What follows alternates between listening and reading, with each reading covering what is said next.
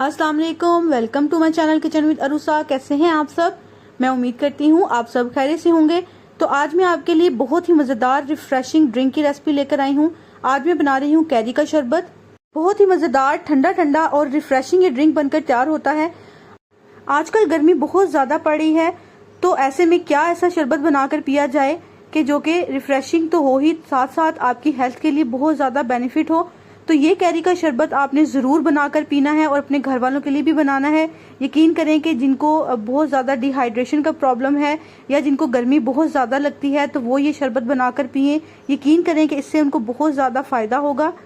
तो ये मज़ेदार से शरबत बनाने से पहले अभी तक अगर आपने मेरे चैनल को सब्सक्राइब नहीं किया तो प्लीज़ मेरे चैनल को लाइक, शेयर और सब्सक्राइब ज़रूर कीजिएगा। बेल आइकन को ज़रूर प्रेस किया करें ताकि मेरी आने वाली हर नई रेसिपी का नोटिफिकेशन आप तक ज़रूर पहुँचे। तो चलिए बिना टाइम वेस्ट किए ये मज़ेदार सा कैरी का शरबत बनाना स्टार्ट करते हैं। तो यहाँ पर देखें कि मैंने 2 अदद कैरी ली है। मेरे पास थोड़ी बड़े साइज़ में है तो मैंने 2 अदद ली है। अगर आपके पास छोटे साइज़ में है तो आप इसमें 3 से 4 का भी इस्तेमाल कर सकते हैं। तो अब यहाँ पर कैरी को हमने पहले अच्छे से धो लेना है। इसके बाद मैंने इसके छिलके उतार लिए हैं। छिलके रिमूव करने के बाद हमने इसको इस तरह से लंबाई में काट कर इसके छोटे छोटे से क्यूब साइज़ काट लेने हैं।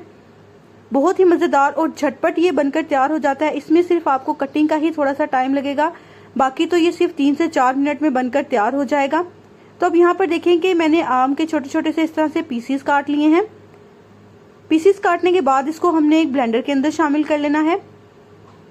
कुछ लोग कैरी का शरबत बनाते हैं तो इसको पहले पकाते हैं, उसके बाद उसके अंदर चीनी का शीरा शामिल करते हैं, जो कि बहुत ज़्यादा टाइम टेकन है।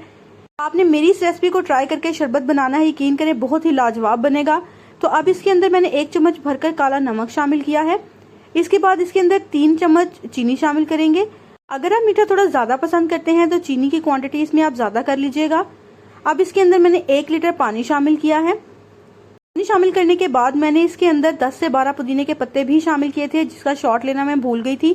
तो आपने इसके अंदर पुदीने के पत्ते ज़रूर शामिल करने हैं, उससे इसका टेस्ट बहुत ज़्यादा मज़ेदार हो जाएगा। उसके बाद इसको हमने अच्छे तरीके से ब्लेंड कर लेना है। ब्लेंड करने के बाद हमने एक बड़ी सी छन्नी के अंदर इसको छान लेना है। आप इसको ऐसे भी पी सकते हैं, लेकिन इसमें छोटे छोटे से ऐसे ज़रात आएंगे जो कि पीने में बिल्कुल भी अच्छे नहीं लगेंगे। तो मैंने इसको छान लिया था। अगर आप इसको बिना छाने भी इस्तेमाल करेंगे तो भी ये बहुत ज़्यादा मज़ेदार लगेगा। अब देखिए यहाँ पर मैंने इसको अच्छे तरीके से छान लिया है और अब इसके अंदर बर्फ़ शामिल करेंगे, क्योंकि गर्मी के मौसम में बहुत ही ठंडा ठंडा सा शरबत पीने का दिल करता है। तो इसमें आपने ढेर सारी बर्फ़ शामिल कर लेनी है। इसके बाद आप इसको सर्व करें। यकीन करें कि इतना ज़्यादा ये मज़ेदार शरबत बनकर तैयार होगा कि इसके बाद आप बाकी तमाम शरबत पीना भूल जाएंगे। गर्मी के मौसम में वैसे भी कैरी का इस्तेमाल बहुत ज़्यादा हेल्थ के लिए अच्छा होता है। तो गर्मी के अंदर आप इसका शरबत बनाकर पिएं, या फिर कैरी की चटनी बनाएं, या फिर आप इसकी कैरी की लौंजी भी बना सकते हैं। कैरी का अचार बहुत ज़्यादा मज़ेदार लगता है। तो इन तमाम की रेसिपी आपको मेरे चैनल पर मिल जाएगी। मैं इन तमाम रेसिपीज़ का लिंक भी डिस्क्रिप्शन में डाल दूंगी, आप वहाँ से ज़रूर चेक कीजिएगा। तो अब इसको सर्व करते हैं। देखें कितना मज़ेदार सा ठंडा ठंडा सा हमारा कैरी का शरबत बनकर तैयार हो गया है। और आप देखेंगे बिल्कुल भी इसमें टाइम नहीं लगा, सिर्फ 6 से 7 मिनट में ये बनकर तैयार हो जाएगा। आजकल टेम्परेचर बहुत ज़्यादा हाई है, तो अपने आप को गर्मी से बचाएं। ज़्यादा से ज़्यादा पानी का इस्तेमाल करें और जूसेस का इस्तेमाल बहुत ज़्यादा करें। तो अगर आपको मेरी रेसिपी अच्छी लगे तो इसको लाइक ज़रूर कीजिएगा। अभी तक अगर आपने मेरे चैनल को सब्सक्राइब नहीं किया तो प्लीज़ मेरे चैनल को लाइक, शेयर और सब्सक्राइब ज़रूर कीजिएगा। बेल आइकन को ज़रूर प्रेस किया करें ताकि मेरी आने वाली हर नई रेसिपी का नोटिफिकेशन आप तक ज़रूर पहुँचे। मुझे दुआओं में याद रखिएगा। अल्लाह हाफिज़।